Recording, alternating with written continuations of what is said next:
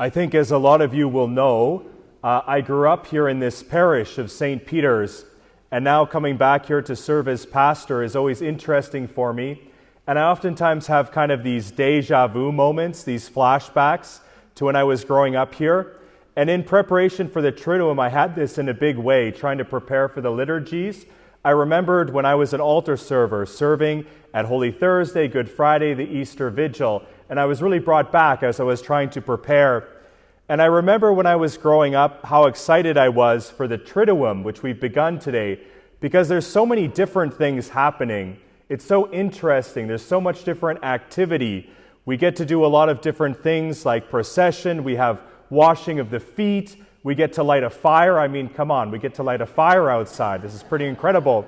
So we have all these symbols, all these incredible things to do, and I knew kind of how complicated it was, but also I realized how special it was, even at that time. And now that I've gotten older and pastor here, I see that it's actually kind of more complicated, more things to remember, but also much more profound. This Triduum season that we are entering is really the highlight of the church year. It's very, very ancient. And during this time, we accompany Jesus through his passion, death, and resurrection. And it's a very special time. The liturgies are very unique. A lot of different actions, a lot of different activities. We accompany Christ very particularly. And as we go through these Triduum ceremonies, I think it's helpful for us to ask ourselves always two questions to consider over these next days as we celebrate these mysteries together. Question number one, what is Jesus doing? What is Jesus doing for us?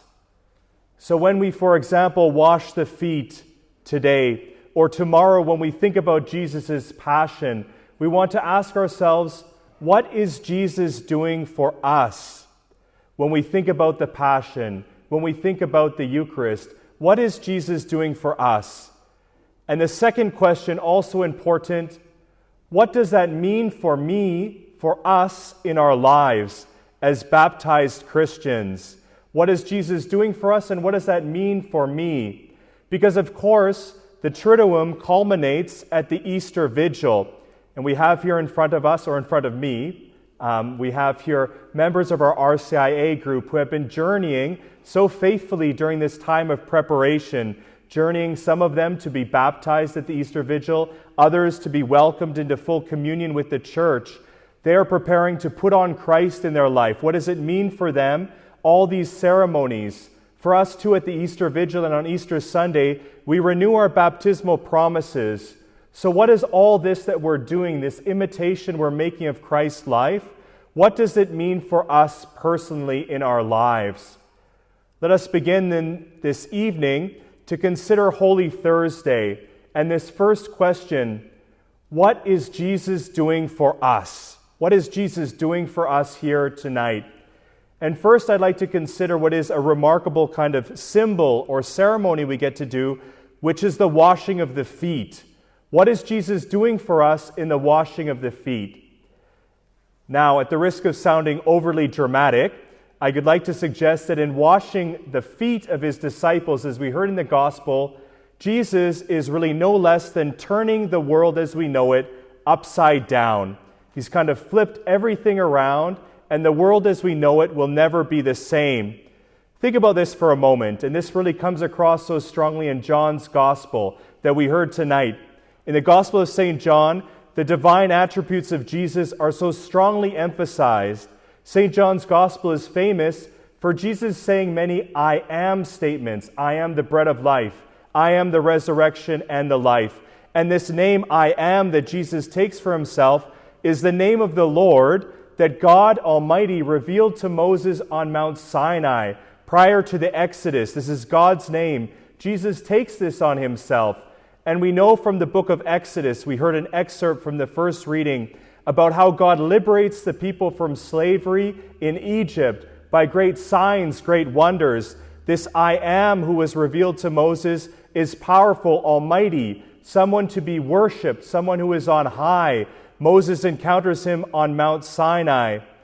But here today in the Gospel, we see something remarkable, And here is where Jesus flips everything around. Jesus, who is this great I am, this all-powerful Lord, comes and washes the feet of his disciples. He does something that was reserved for kind of a slave, a servant, a menial task.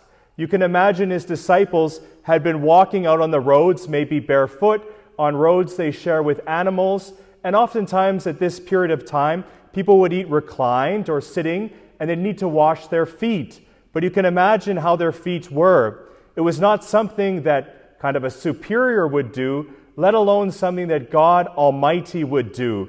Jesus in this way has flipped things upside down. God Almighty became a servant, became a human being, washes the feet of his disciples, and tells them, you must do likewise. In this way as well, Jesus has flipped around all social orders. Our idea of greatness has forever changed. Greatness is not about now wealth.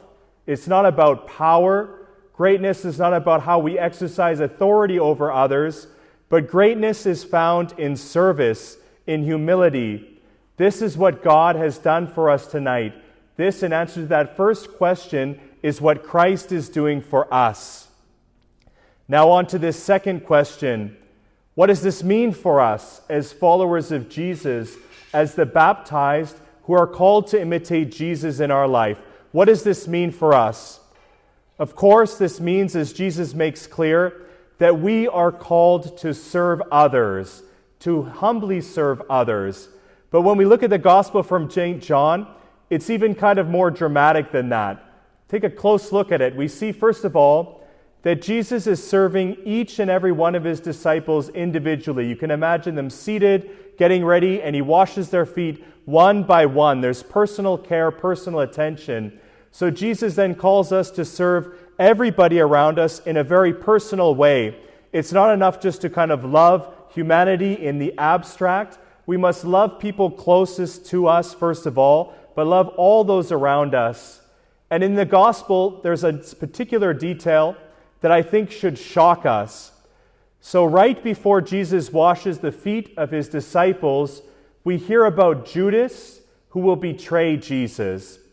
Jesus then knows that Judas is about to betray him to death, and Jesus doesn't say anything, doesn't tell him to get away. He doesn't say, you're about to kill me. Please leave our celebration here, my last night with my close followers.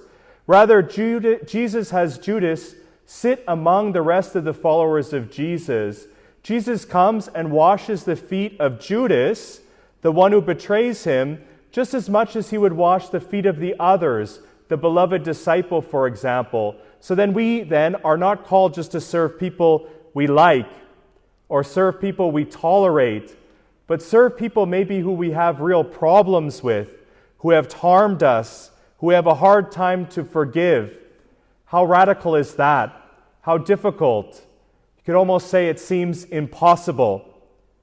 This then we get to the final thing, or one of the final things Jesus does for us this evening. What else does Christ do for us?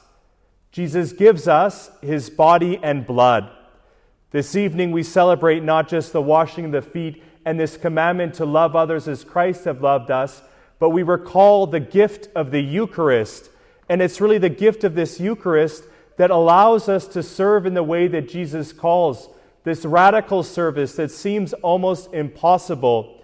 The Eucharist is, as St. Paul says in the second reading, what makes us one body, all of us. Even those people maybe we might have a difficulty with are part of our body. We need to love all, just as we would love each and every part of our body. And when we realize that through the gift of the Eucharist, it engages us into service. It helps us serve people even who it might be difficult to serve. And as well, of course, when we receive the Eucharist, we receive the very gift of Jesus, who is all love, who is all life, who gives us the grace to serve in this way.